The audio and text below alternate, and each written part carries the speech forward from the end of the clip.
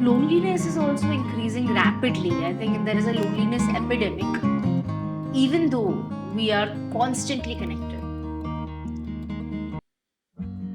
Okay, see, humans were never built or designed to connect through a screen or virtually.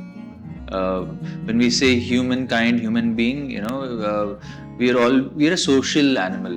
We are a social being, and so it is very very important to have that physical connect with people, the physical interaction. That is key.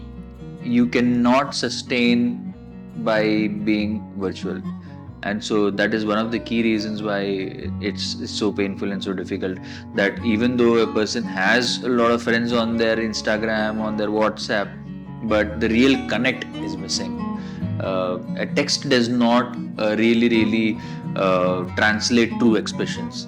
If I say I'm concerned for you, if I type that and send, in comparison to me sitting in front of my friend and saying I'm concerned for you, there's a huge difference. And right now, because everything has gone all virtual, that human connect, that human link is terribly being missed.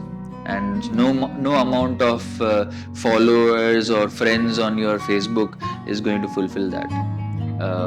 What percentage of friends do we really talk to from our Instagram and Facebook?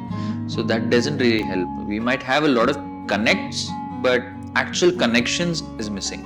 I've seen a lot of people saying that they were at the hospital with their family members and they really called all of their friends and none of them really came.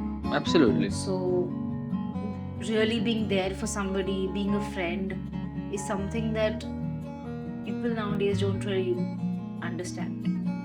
I mean, like, I absolutely hate this good morning forwards, because there is absolutely no emotion or feeling, related to it. It's just another forward, just another click. If somebody sends me a good morning forward, I don't really feel that they really wished me good morning. I would rather prefer to type and say good morning to someone than just do a forward. What is something AI can't do that genuinely intelligent humans, emotionally intelligent humans can do? I would say the emotional connect, being there for someone.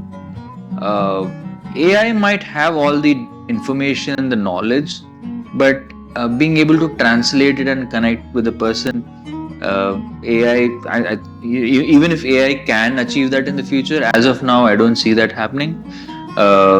Human behavior is very complex, human emotions are very complex, and you need to have a human touch to it, a human connect to it. There have been cases where AI has recommended someone to commit suicide. AI has not been the best advisor. From a human being's standpoint, at least they will not say, yes, suicide is an option. So AI still has a long way to go when it comes to connecting with people, and so currently AI, what it can do is simulate feelings and emotions. It doesn't have emotions and feelings of its own, so it cannot really truly connect with a person.